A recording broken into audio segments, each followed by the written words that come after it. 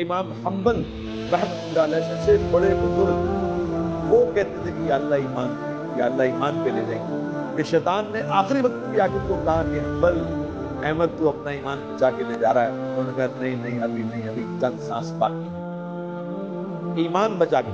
تو ایمان بچانے کے 7 نسخے میں نے پڑھے, 7 نسخے جو ان 7 باتوں پہ عمل کرے گا انشاءاللہ اس کو ایمان پہ موت آئے گی. وہ میں آج آپ کو موقع دے دیتا ہوں.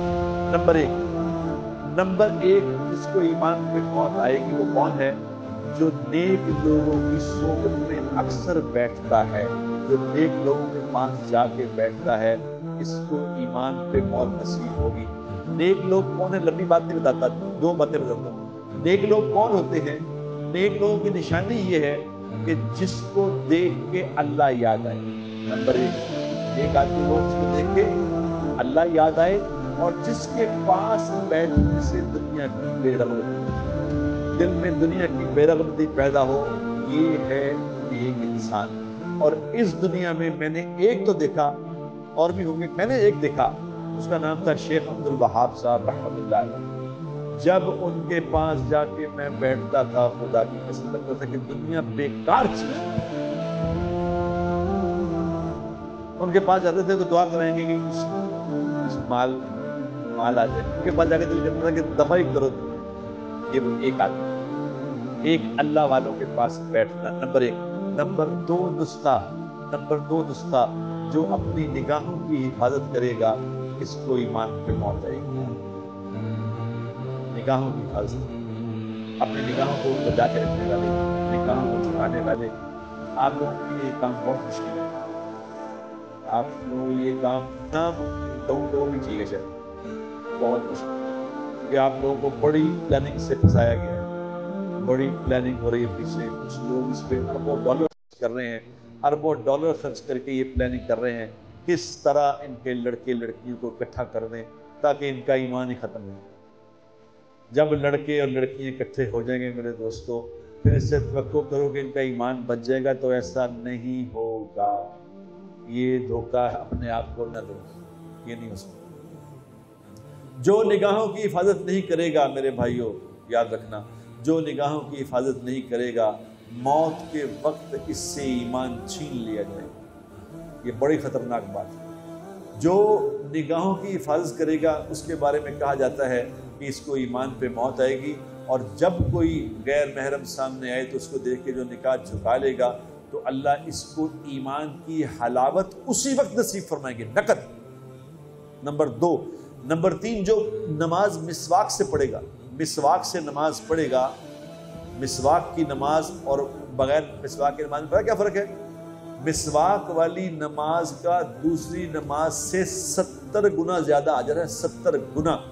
اور کتابوں میں لکھی ہے یہ بات, جو مسواک سے نماز پڑھے گا اللہ تبارک و تعالیٰ ایک فرشتہ مقرر فرمائیں گے جو موت کے وقت آ کے اس کو کلمہ یاد کرائے گا.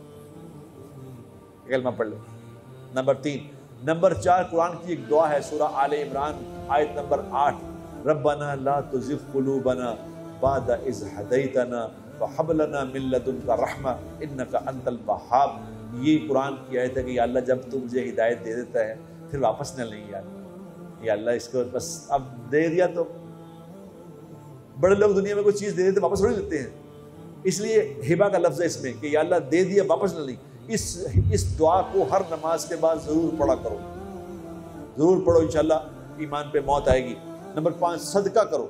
صدقہ کثرت سے کرنے والا, جو کثرت سے صدقہ کرنا سیکھ لے گا, یہ اس کا ایمان بھی بچ جائے گا, اس کا مال بھی بچ جائے گا. اس کا ایمان بھی بچے گا, مال بھی بچے گا. کیونکہ جو مال صدقہ کر دیا, جو صدقہ کر دیا وہ میرا ہے, جو چھوڑ گئی یہ وارثوں کا ہے, اس لیے اپنا سارا مال لے جاؤ ساتھ. صدقہ کرو, صدقہ کرو, خوب صدقہ کرو. اور نمبر 6 کیا؟ نمبر 6 ہے اللہ نے جو مسلمان بنایا ہے نا, اللہ نے جو مسلمان بنایا اس پہ اللہ کا شکر ادا کرتے رہا کرو کہ یا اللہ تیرا شکر ہے مسلمان ہوں, یا اللہ تیرا شکر ہے مسلمان ہوں. کیونکہ مسلمان ہونا بہت بڑے شرف کی بات ہے. میں کسی آدمی کو کہوں کہ غریب آدمی اس نے کہا جی پیسے نہیں گئے, میں غریب ہوں. میں نے اسے کہا کہ تمہیں 1 بلین دے دوں, 1 ارب دے دوں, 1 ارب دیتا ہوں, کلمہ چھوڑ دو.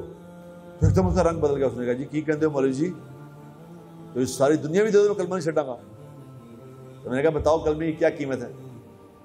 تو اس پہ اللہ کا شکر ادا کرتے ہیں, یا اللہ تیرا شکر ہے کہ تو نے مجھے مسلمان بنایا ہے, یا اللہ تیرا شکر ہے میں ایمان والا ہوں. جو شکر کرے گا لَإِن شَكَرْتُمْ لَأَزِيدَنَّكُمْ, شکر کرنے والے کی نعمت کو اللہ بڑھائیں گے. اس سے بڑی کیا نعمت ہے کہ مسلمان ہوں, اس پہ شکر ادا کرنا. اور نمبر 7, جب اذان ہو میرے دوستو, اذان کو غور سے سن کے جو اس کا جواب دے گا, اذان کا جو جواب دے گا, اللہ کے نبی صلی اللہ علیہ وسلم نے وعدہ فرمایا ہے کہ جو اذان کا جواب دے گا یا دے گی, میں قیامت والے دن اس کی شفاعت کروں گا. اب جس کی شفاعت کا وعدہ اللہ کے نبی نے کر لیا ہے تو اس کو موت ایمان پہ آئے گی کہ نہیں آئے گی؟ یہ 7 نسخے آپ کو آج بتا دیے ہیں, اس کی تفصیل میں نہیں گیا کہ وقت تھوڑا ہوتا ہے. یہ 7 چیزیں اپنی زندگی میں پکی پکڑ لو, انشاءاللہ ایمان پہ مرو گے.